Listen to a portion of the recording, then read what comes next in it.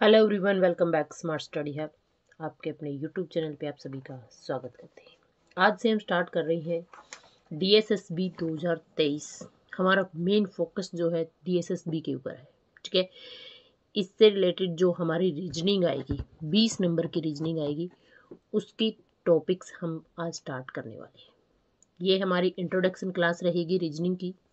ये सबसे पहले मैं बता दूं कि जो रीजनिंग की क्लास होगी वो मंडे टू फ्राइडे होगी। सैटरडे संडे आपको रिवीजन के लिए टाइम मिल जाएगा, ठीक है।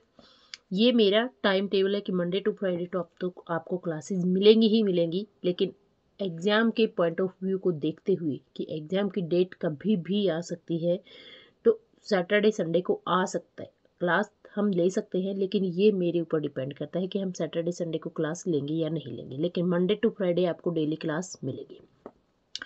जो हम क्लास कराएंगे रीजनिंग की, वो आपकी चाहे एसएससी का एग्ज़ाम कोई भी हो, सीजीएल का, केवीएस का, कोई भी डीएसएसबी का एग्ज़ाम हो, इसमें आपकी मदद करने वाली है, ठीक है। सबसे पहले आपको मान के क्या चलना है कि रीजनिंग का जो पार्ट होता है, वैसे अगर आपको आती नहीं है रीजनिंग तो ये सबसे हार्ड टॉपिक होता है, ठीक है। अगर आपने सीख लिया रीजनिंग को तो यहाँ से आपके 20/20 क्वेश्चंस भी ठीक हो सकते हैं। तो रीजनिंग एक ऐसा पार्ट है जिसमें अगर आपने थोड़ा सा टाइम दे दिया तो आपको यहाँ से कंप्लीट नंबर्स भी देखने को मिल सकते हैं, ठीक है। तो डीएसएसबी में आपको पता है कि सबसे पहले 100 मार्क्स की जो प्रिपरेशन हम पार्ट ए की कर रहे हैं, ठीक है। वैसे मेरा मैथमेटिक्स सब्जेक्ट है, लेकिन मैथ्स पर्टिकुलरली मैं टीजीटी के लिए कराऊंगी, ठीक है। यहाँ पे हम जो सीरीज स्टार्ट कर रहे हैं 100 मार्क्स के लिए। अच्छा, एक बात मुझे रिकमेंड करना कि मैं एक पार्ट ए के लिए ही प्लेलिस्ट बना दूं या फिर अलग अलग बनाऊं। या तो ये बनाऊं कि डीएसएसबी की रीजनिंग ये है, हिंदी ये है, इंग्लिश ये है, मैथ्स ये है, जीएस ये है, ठीक है। या फिर मेरा मन कर रहा है कि मैं डीएसएसबी का पार्ट ए के नाम से एक अलग से ही प्लेलिस्ट बना दूं, लेकिन मुझे वहाँ से कन्फ्यूज़न लग रहा है कि कभी हिंदी की क्लास आएंगी, कभी इंग्लिश की आएगी, कभी मैथ की आएगी। तो आप मुझे एडवाइस करना कि आप मुझे अपने अपने पॉइंट ऑफ व्यू बताना कि इंग्लिश की अलग अलग प्लेलिस्ट बनाए या फिर पार्ट ए में ही सारी चीज़ें डाल दें, ठीक है। ये तो थे आपका काम। फिर बात करते हैं कि जो 100 मार्क्स का आता है, क्या आता है, इंग्लिश आता है, हिंदी आता है, मैथ्स आता है, जीएस आता है, रीजनिंग आती है। आज हम बात कर रहे हैं रीजनिंग की।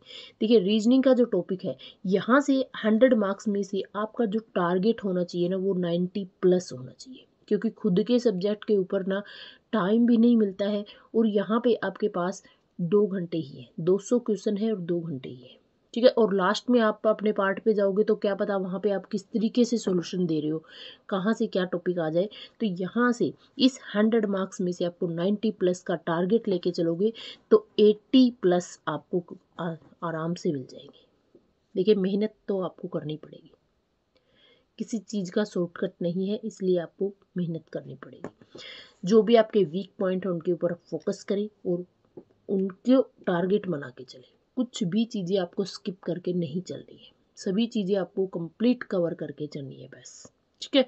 क्योंकि यहाँ पे देखो पैसेज भी आएंगे, इनमें भी पैसेज आएंगे, आपकी ग्रामर भी आएगी, मैं यहाँ पे भी आपको सिलेबस जरूर बताऊंगी। ये इंट्रोडक्शन क्लास है रीजनिंग की, ठीक है। मैथ्स की क्लासेज भी, स्पेशल मैथमेटिक्स जो पार्ट ए है उसके लिए अलग से क्लासेज होंगी, जो इसी प्लेलिस्ट में आपको मिल जाएगी। एंड जो टीजीटी के लिए, डीएसएसबी टीजीटी के लिए जो क्लासेज हो रही है, वो उसकी प्लेलिस्ट हमारी अलग से बन जाएगी, ठीक है। तो सबसे पहले मैं आपको आज के लिए एक होमवर्क देना चाहती हूँ कि थोड़ा सा होमवर्क कर लीजिए, और सिलेबस क्या क्या है वो हम डिस्कस कर लेते हैं कि सिलेबस क्या होगा। तो देखिए, सबसे पहले आपको ये ज़रूर याद करना है कि क्या होता है। देखो, ABCD कंप्लीट लिखा, और ये कौन से नंबर पे आती है, ये आपको 100% याद होनी ही चाहिए, क्योंकि ये 5 से 7 टॉपिक्स में इसका यूज होता है, ठीक है। ये होता है लेफ्ट टू, ये इसको अगर बोले लेफ्ट से अपने 10वें नंबर पे कौन सा है तो J है, लेफ्ट से आपके 50 नंबर पे कौन सा है O है। तो इसके लिए आपको कुछ चीज़ें याद भी कर लेनी है, जैसे आपको याद करना EJOT क्या होता है, EJOTY। ये कितने पे है, 5 पे, ये 10 पे, ये 15, 20 और 25। इसके दाएं बाएं देख लीजिएगा। तो इस तरीके, चाहे आपका कोई भी तरीका हो, आपको ये याद करना है, ठीक है। अब आपको पता है कि फॉरवर्ड रैंकिंग एंड प्लस में बैकवर्ड रैंकिंग, इनका अगर आप ऐड करोगे तो कितना आ रहा है, 27 आ रहा है, ठीक है ना। अब आपसे पूछे कि पीछे से 20वें नंबर पे कौन सा है, तो अगर आपको फॉरवर्ड रैंकिंग पता है कि ये वाली रैंकिंग आपको पता है, तो आप पे राइट से पीछे से बैकवर्ड से आपको क्या करना है, 27 में से फॉरवर्ड को लेस कर देना है। तो आपको सिर्फ एक ये याद करना है कि भैया 8वें नंबर पे कौन सा है, 10वें नंबर पे कौन सा है, 16वें नंबर पे क्या है। तो अगर ये चीज़ें अगर याद है तो पीछे से 16वें नंबर पे कौन सा हो जाएगा, 27 में से 16 को लेस कर देना है। क्लियर। सिर्फ फॉरवर्ड याद कर लोगे तो बैकवर्ड में क्या करना है आपको, आपको पता है forward ranking plus backward ranking equal to 27 होता है। Then backward ranking equal to 27 minus में फॉरवर्ड रैंकिंग। क्लियर। चलिए फिर देखिएगा, ये जो होते अपोजिट लेटर आपको याद रखने हैं। बिल्कुल बिल्कुल सिंपल सा काम दे रही हूँ आज के लिए, और याद रखना पड़ेगा। आप अपने नोट्स बनाइए, चाहे किसी भी तरीके से आपको काम करना है, काम तो करना पड़ेगा ही। ठीक है, तो ये हैं आपके विपरीत लेटर्स। ए का विपरीत होता है जेड, बी का विपरीत वाई, सी का एक्स, डी का डब्ल्यू, ई का वी, एफ का यू, जी का टी। ठीक है, एच का एस, आई का आर, जे का क्यू, के का पी, एल का ओ और एम का एन। ठीक है, विपरीत कैसे, देखो अगर आप इसकी रैंकिंग और इसकी रैंकिंग को ऐड करोगे तो 27 आएगा, इसका 1 इसका 26। ठीक है, इसका 13 इसका 14 है ना, सॉरी इसका 13 और इसका 14 दोनों को ऐड करोगे तो कितना आ जाएगा आपके पास 27। ये 15 ये 12 ये 16 ये 11 ये कितना हो जाएगा 17 और ये 10। तो मतलब इनको ऐड करोगे ना तो इनका सम कितना आ रहा है 27 आ रहा है। ठीक है, अब हम बात करते हैं कि हमारा सिलेबस क्या है। सिलेबस है हमारे पास, सिलेबस दो टाइप से आता है, वर्बल और नॉन वर्बल। वर्बल में कौन सा आएगा, देखिए वर्बल से आपके क्वेश्चन आएंगे 15 to 16 क्वेश्चन वर्बल से ही आएंगे। ठीक है, और नॉन वर्बल जो फिगर वाले होते हैं, ठीक है, उनसे आपके 3 से 5 क्वेश्चन यहाँ से आपको देखने को मिलेंगे। ठीक है, अब इम्पोर्टेंट टॉपिक्स जो है वो डिस्कस कर लेते हैं कि क्या क्या है। देखिए एनालॉजी और सिमिलरिटी, यहाँ से क्वेश्चंस बनेंगे। Classifications, series, missing and matrix, जो लुप्त संख्याएं होती हैं वो आपसे पूछ सकते हैं। मैथमेटिकल ऑपरेशंस, जैसे आपसे पूछ सकते हैं ना कि प्लस का मीन्स माइनस है, माइनस का मीन्स मल्टीप्लिकेशन है, इस तरीके से आपको एक सीरीज दे देंगे तो उसका कंप्लीट का मीनिंग्स क्या होगा। Inequality, logical Venn diagrams, dice, cube, cuboid, ranking and comparison test, direction, clock, incorrect clock, calendar, world relation, alphabetic test, coding decoding, logical sequence of words and word formations, seating arrangement में मान लीजिए line के ऊपर आप किस तरीके से seating करवा सकते हो, एक सर्कल के ऊपर आप किस तरीके से सीटिंग करवाएंगे, puzzles, discussion, decision makings and data sufficiency. ठीक है, तो और भी बहुत है, अभी ख़त्म नहीं हुआ है। अब आता है सिलोजियम्स, इससे भी आपके प्रोबेबिलिटी से रिलेटेड आपके क्वेश्चंस आ सकते हैं। Statement conclusions, statement and courses of actions, ये सारे के सारे टॉपिक्स हम आपको करवाएंगे। ठीक है, अगर कह दिया है तो इनसे रिलेटेड आपको क्लासेस ज़रूर मिलेंगी और इम्पोर्टेंट क्लासेस मिलेंगी, ऐसा नहीं है कि आपकी क्लासेस रह जाएंगी। ठीक है, हर एक टॉपिक के ऊपर क्वेश्चंस मिलेंगे, हर एक टॉपिक के ऊपर डिस्कशन होगा और यहाँ से आपको कंप्लीट कोर्स मिलेगा। अगर आपने ये सारे कंप्लीट क्लासेस कर ली, इससे बाहर कुछ नहीं आने वाला है।